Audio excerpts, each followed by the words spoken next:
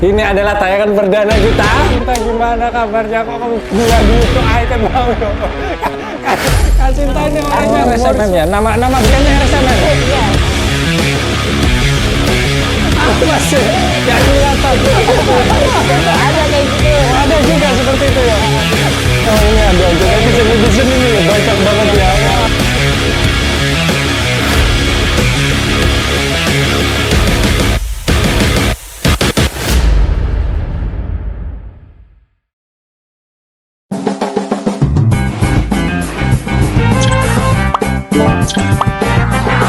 Halo sahabat Time to Talk. Ini adalah tayangan perdana kita mewakili Rumah Sakit Mata Masyarakat. Saya Cak Hendes. Kebetulan di sini kita akan membahas tentang kesehatan. Dan kebetulan juga narasumber kita pertama kali hari ini adalah Kak Sinta, yaitu salah satu pegawai Rumah Sakit Mata Masyarakat dari bidang apoteker, yaitu Kak Sinta. Kak Sinta kebetulan hari ini udah datang dan alhamdulillah nanti kita tanya-tanya seputar obatnya. Kita saksikan Kak Sinta ya. Oh, keliru ya Kak Sinta. Halo Kak Sinta. Kak Sinta gimana kabarnya? Kok kamu guya-guyu tuh icon mau yo. Kak Sinta ini orangnya humoris sekali. Saya suka, makanya kenapa saya undang untuk pertama kali. Karena Kak Sinta, gimana? Kak Sinta harusnya memperkenalkan diri kepada teman-teman Time to Talk yang memang ini penayangan perdana kita. Monggo. Mau perkenalkan di depan atau di belakang silakan. Oh iya silakan di depan ya. Tadi sudah dikenalin ya sama Mbak Cak Hendes Oh ini. iya, oke. Nama saya Sinta Bestara Mahwati. Saya salah satu apoteker di Rumah Sakit Mata Masyarakat Jawa Timur, bagian di rawat inap. Wow, rawat inap ya. Iya. Itu tepatnya di mana sih? Daerah mana itu Rumah Sakit Mata Masyarakat Jawa Timur itu? Rumah Sakit Mata Masyarakat Jawa Timur tuh bisa di Google ya. Itu terkenal banget. Pasti semua masyarakat Jawa Timur ini pasti tahu banget lah di mana RSMM ya. Oh, RSMM ya. Nama bukannya RSMM? Iya, RSMM. Lebih nyantol di ingatan lah. Waduh, seperti itu ya. Tahu sih, apalagi saya kan kebetulan orang Surabaya, jadi nih benar-benar tahu itu Rumah Sakit Mata.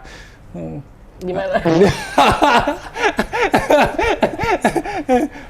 Gitu, Mbak Sinta, saya mau tanya. Mbak Sinta ini kan seorang apoteker, jadinya kebetulan juga saya mau tanya-tanya tentang masalah obat ya. Kebetulan itu kan salah satu faknya Mbak. Faknya maksudnya anunya apa jenenge? Bahasanya kok apa ya? Saya grogi. Lihat Kak Sinta sendiri. Maksudnya ilmu yang Mbak Sinta pelajari kan di situ toh. Iya kan? Lah iya sengaja dibuat kayak gini.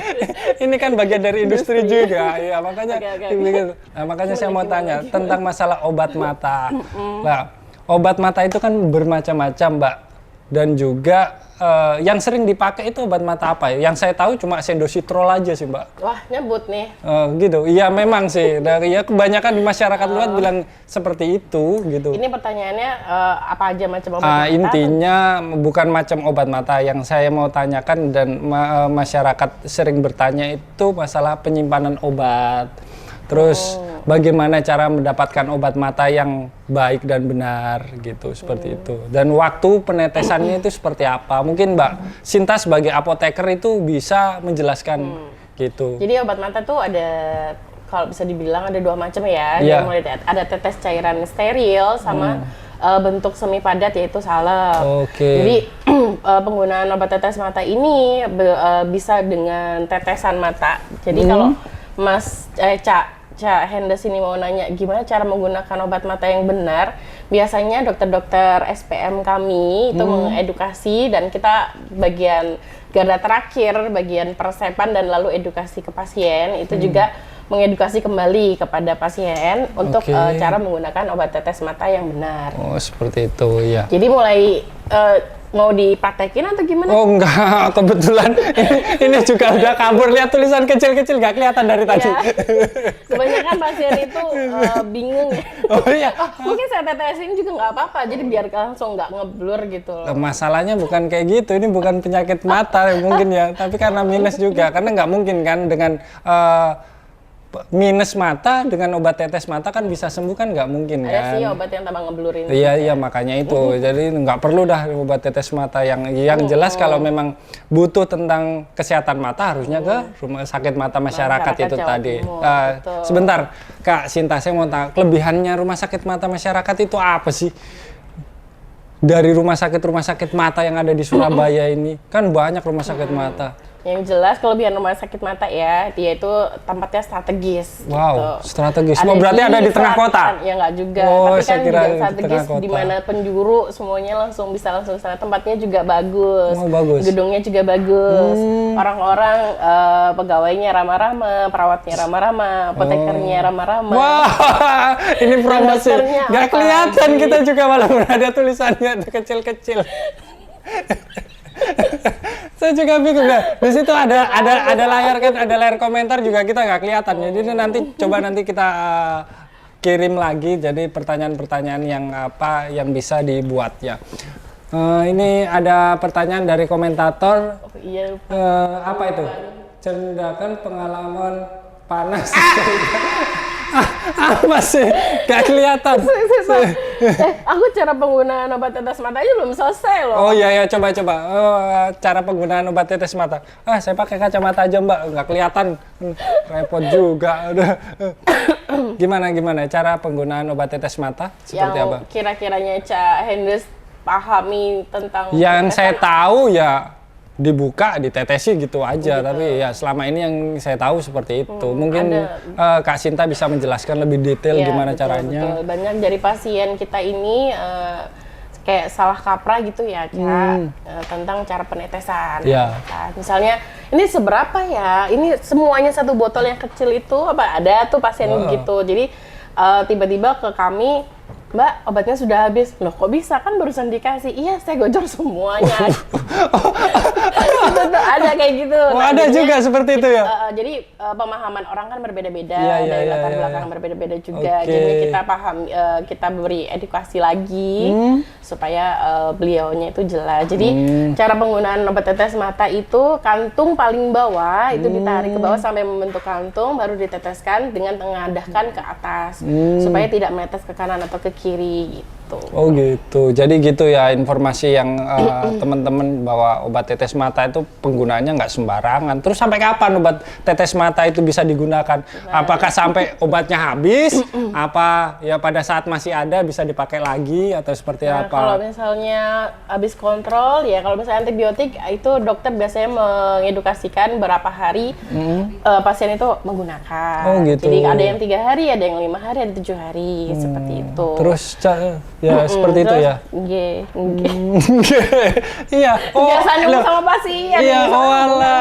nggih, Ya gitu. kebetulan kan nggih itu kan kalimat dari bahasa Jawa Surabaya Iya. khususnya ya. Jadi seperti itu. Wah, anu ya Surabaya banget ya. Asli mana? Allah Azan pemirsa. Kita tunggu dulu ya. Kita iklan ya. Oke guys, kita lanjut lagi berbincang-bincang sama Kak Sinta ya. Kebetulan tadi kita udah membahas tentang bagaimana cara penyimpanan obat mata ya. Sekarang gimana Mbak tadi bisa dijelaskan lebih singkat lagi? Itu tadi kan masalah tetes mata. Saya pengen tahu apa mungkin teman-teman juga pengen tahu bahwa penggunaan obat salep itu seperti apa juga. Karena kan obat tetes mata dan salep pasti perlakuannya berbeda kan gitu. Kalau untuk salep mata sendiri itu perlakuannya sama sebenarnya Kak. Cuman salepnya itu kita nggak ada percontohan ya. Jadi kalau misalnya para bapak ibu punya salep di rumah untuk mata, jadi isinya dikeluarkan dulu gitu. Jadi dimasukkan ke dalam kantung matanya ini, baru dipejamkan matanya sekitar 2 menitan. Gitu ya. Tapi jangan sampai tutupnya mengenai matanya. Terus untuk penyimpanannya sendiri apa biasa aja kita taruh, apa masukin di kulkas dan sebagainya? Iya, benar-benar. Kalau penyimpanan ini ada dua sediaan. Ini ada yang berbeda. Jadi Oke. ada yang di suhu 28 sampai 30 itu di tempat yang dingin dan tidak terkena matahari dan lembab. Kalau misalnya di kulkas jangan ditaruh di pintu kulkasnya, tapi di dalam kulkas. Oh, di dalam kulkas. Jangan nyampur sama makanan ya kalau bisa. Oh gitu ya. Oh ya, soalnya dulu kan pernah ada itu kasus-kasus bahwa obat salep mata keliru sama obat lem itu, kalau nggak percaya. Banyak kan kasus-kasus seperti itu ya. Itu tolong ya diperhatikan antara pembacaan salepnya itu ya, hati-hati. Terus etiketnya jangan dibuang juga. itu tahu. biasanya. Terus jika tetap ada keluhan mata itu seperti apa yang harus dilakukan? Tindakannya keluhan seperti mata kayak misalnya penanganan pertama.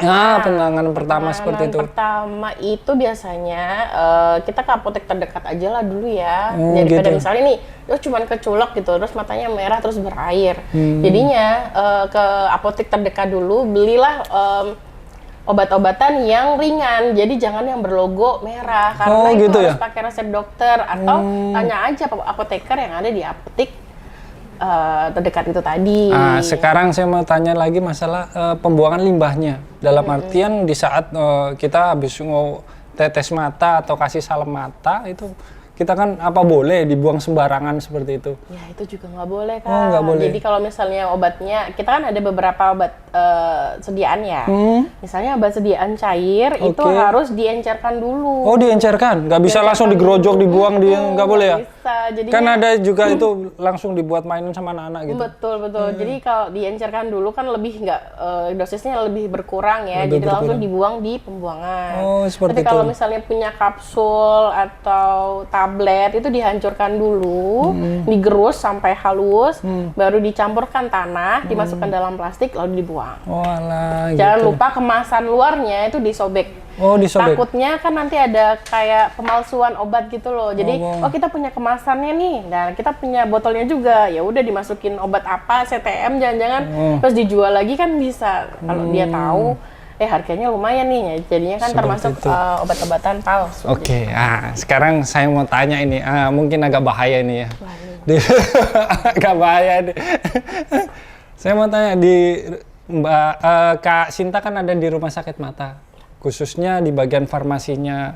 Kadang banyak yang mengeluh tentang antrian dan antrian terlalu lama banget tadi. Itu gimana sih mengatasinya untuk di rumah sakitnya Kakak sendiri itu seperti apa? Untuk mengatasi masalah antrian, nunggu lama, antrian resep dan sebagainya itu gimana?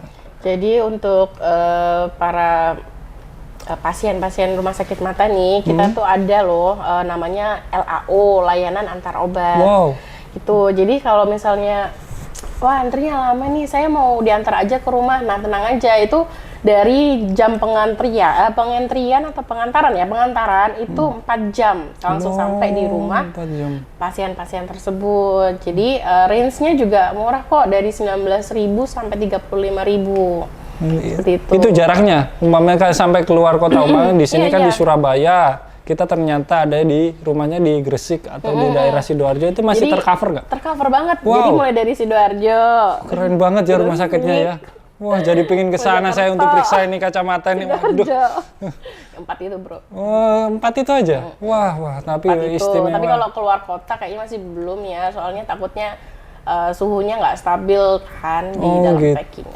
Berarti ada obat-obat tertentu yang bisa dilakukan pengiriman, ada yang nggak bisa ya?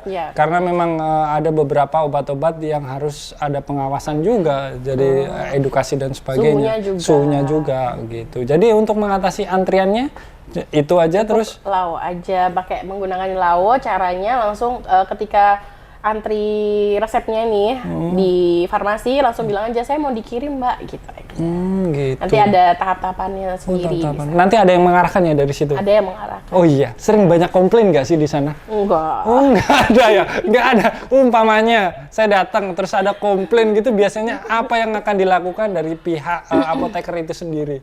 Yang pertama kita bantu untuk mengedukasi. Kita geret dulu pasiennya, memberikan pengertian bahwa 200 lebih pasien dalam satu hari sentral, satu sentral farmasi itu kan banyak ya. Ya lumayan. Jadi ya antrian sebenarnya wajar sih Mas. Rumah sakit lain tuh sebenarnya juga antriannya 2 jaman. Cuman ya kita kembali lagi, kita minta pengertiannya pasien, kita berikan solusi-solusi yang lain supaya pasien itu bisa kembali ke rumah sakit mata masyarakat. Wow, keren ya. Sekarang saya mau tanya, Kenapa kok Mbak Sinta kok tertarik pada dunia apoteker itu seperti apa? Awal-awalnya dulu sedikit historis ke belakang lah, biar teman-teman juga tertarik. Mungkin anak muda yang zaman sekarang kan kalau melihat rata-rata sekolah dokter, sekolah perawat, iya tuh, sekolah apa mau jadi polisi, tentara, jarang kan berpikir tentang apoteker lagi, gitu. Gimana sih kok bisa tertarik ke apoteker itu seperti apa dulu awalnya? Apakah dorongan orang tua, dorongan kekasih, dorongan pacar, dorongan dukun? Ya kan nggak tahu dari mbahnya bilangnya, oh kamu harus ke apoteker kan kita juga nggak tahu gitu. Gimana Mbak? Awalnya dulu aku malah pinginnya ke psikolog Mas. Oh psikolog. Terus? Psikolog bagian industri, suka berinteraksi sama orang. Oke. Terus ujung-ujungnya kenapa kok coba kamu lihat dulu, kamu kan IPA. Oh ya, gitu ya. Nilaimu mana yang lebih berkembang? Oh kimia. Saya bilang gitu ke orang tua. Terus akhirnya ya udah apoteker aja. Apa ya itu? Nah, saya juga nggak ngerti waktu itu ada apoteker apa gitu, farmasi. Aduh gitu kan. Kita udah mikir obat ya gitu. Jadi ya udah akhirnya disarankan juga sama orang tua, wawasannya lapangan kerjanya tuh lebih luas. Gitu. Ada di rumah sakit, di klinik, di apotek. Kalaupun apotek bisa bikin apotek sendiri kan, jadi kan bisnis juga. Keren ya, jadi bisa masuk ke semua lini ya. Jangan takut masuk jadi apoteker. Wow, keren. Karena apoteker itu walaupun ada, ya kalau saya menganggap itu garda terakhir setelah dokter memberikan resep. Tapi itu sangat fatal nanti apabila apoteknya sendiri salah untuk mengasih obat yang diresepkan dokter kan bisa fatal ya. Iya, lebih bagus lagi kalau dokternya juga memberikan tulisan yang cantik. Oh wow, ya itu juga sih. Stresnya kita itu adalah baca tulisan dokter. Tapi kan ada Google Translate sekarang di foto jadi. Gitu ya? Oh iya, sekarang kan bisa mungkin loh ya, mungkin saya enggak. Atau gimana enggak ya? Yang aku tahu Google Translate tapi nggak bisa menerka tulisan. Iya, siapa tahu nanti para IT yang ada di luar sana tolong bantu para apoteker ya, dibuat aplikasi, siapa tahu nanti bisa digunakan oleh apoteker untuk membaca tulisan dokter yang sangat rumit biasanya. Ya mohon maaf Pak dokter yang tulisannya bagus-bagus ya. Kasihan apoteker kita ini. Aman. Menanggulangi yang tadi ya, antrian resep yang lama kita insya Allah sudah nggak bakalan antri lagi, soalnya resepnya sudah nyambung ke elektronik resep. Jadi otomatis dari pasien itu sudah datang ke dokter. Dokternya itu langsung ngetik resepnya, langsung terkirim kan otomatis, kan sinkron. Jadi pasiennya datang bisa langsung duduk manis tinggal menunggu. Wow, duduk manis istimewa panggilan. Itu salah satu inovasinya rumah sakit ya. Iya, betul. Dan pasien pasti ada panggilan ya. Pasien panggilan. Pasien panggilan. Memanggil pasien untuk selanjutnya mengedukasi. Mengedukasi. Wah, keren banget itu. Satu pasien berapa menit itu mengedukasi segitu? Mungkin sampai 200 pasien. Tergantung, Mas. Kalau misalnya pasiennya nggak dengar, kita ulangi. Atau kan kita kesampingkan ke ruangan yang benar-benar intimate untuk diedukasi. Seperti itu. Ada ruang edukasi juga. Kembali lagi, suka dukanya apa sih menjadi apoteker di rumah sakit mata? Suka dukanya pasiennya unik-unik sih Kak. Jadi pemahamannya beda-beda itu membuat kita itu jadi lebih sabar. Oh, sabar. Kelihatan banget keibuannya ya. Walaupun udah ibu-ibu. Ya, sudah ibu-ibu sih saya. Oh iya benar. Oh jadi harus lebih sabar ya? Iya, lebih sabar. Kita kalau saya ya prinsipnya, tapi kita kan juga pernah merasakan jadi pasien ya. Oh gitu ya. Udah pernah jadi pasien juga di rumah sakit mata? Enggak dong, di rumah sakit anak sih. Udah. Ya kan kita merasakan jadi pasien. Gimana sih kalau diedukasi sama mukanya mencerang, gitu bentak-bentak kan nggak enak ya. Iya, harusnya senyum, sapa, walaupun di rumah utangnya banyak ya. Perlu kita senyumnya. Curhat. Mungkin itu juga dirasakan para tenaga-tenaga medis juga atau yang bekerja di rumah sakit. Terus keseruan menangani pasien atau kendala apa sih yang sering Mbak Kak Sinta hadapi? kita itu sebagian besar kan pasiennya geriatri atau sudah lanjut usia, jadi ya kemungkinan pendengaran. Geriatri itu lanjut usia ya kawan-kawan, bisa dijelaskan ya bahwa geriatri itu lanjut usia gitu ya. Terus Mbak Kasinta. Ya, jadi mungkin pengurangan pandangan otomatis ya mereka kan ke rumah sakit mata. Pendengaran juga berkurang, selalu bahasa. Oh, bahasa Madura. Bahasa Madura ya. Oh, etnisnya banyak-banyak rata-rata bahasa Madura ya. Ya, jadi kita lebih edukasinya langsung peragaan dan ketulisan. Oh, gitu. Kalau orangnya nggak bisa baca? Kita bisikin aja. Oh, kita bisikin. Ilmu hantu ya, berarti ilmu jin dibisikin. Gitu ya. Ya, pastikan beliaunya ada pendampingan. Oh, ada pendampingan. Tapi ya seringnya seperti itu ya. Ya. Suka dukanya seperti itu. Itu teman-teman, seumpamanya ada teman-teman sahabat Time to Talk yang ingin bertanya-tanya masalah kesehatan mata khususnya di apoteker, bisa DM ke Mbak Sinta, Kak Sinta, ataupun bisa langsung kontak person ke Rumah Sakit Mata Masyarakat. Lebih amannya kontak langsung kontak di RSMM aja. Nanti akan disalurkan kok. Oh, disalurkan ya? Nanti kalau nggak disalurkan. Oh, disalurkan. Oh, bisa DM langsung ke IG Rumah Sakit Mata juga ya? Di @rsmm_jatim. Wow, Jawa Timur punya tuh? Iya. Provinsi? Provinsi. Jangan lupa follow juga Instagram Rumah Sakit Mata Masyarakat. Semua yang berhubungan dengan Rumah Sakit Mata Masyarakat Jawa Timur jangan lupa di follow karena banyak kejutan-kejutannya Mbak ya. Ya, kejutan. Kejutan. Oh iya. Saya bingung antara manggil Kak atau Mbak karena memang bebas dari tadi saya juga Mas, iya, bro. bingung. Kak. Iya, makanya itu saya juga bingung mau manggil dari mana soalnya kebetulan nervous ini pertama kali ketemu. Dingin ya. Iya, dingin banget tuh. Nge-freeze saya. Masya Allah. Jadi ya setidaknya ini membuka komunikasi kita, informasi atau layanan kesehatan di media Time to Talk ini untuk teman-teman khususnya yang ada di wilayah Jawa Timur untuk mengenalkan kesehatan khususnya kesehatan mata. Iya, jadi terima kasih Kak Sinta sudah hadir di acara perdana kami. Mudah-mudahan next kita bisa bertemu lagi. Ya. Jangan lupa, apa pesan-pesan yang pengen disampaikan Kak Sinta untuk teman-teman? Jangan beli obat sembarangan. Wow. Maksudnya jangan beli obat di luar pelayanan resmi ya. Kalau misalnya sakit mata ke RSMM aja. Waduh, ya itu teman-teman jangan lupa di follow juga Instagramnya RSMM, terus di subscribe, like, komen dan share ya, jangan lupa itu dan biar dapat informasi lebih lanjut dan juga ikuti lagi acara-acara Time to Talk selanjutnya. Happy New to see better.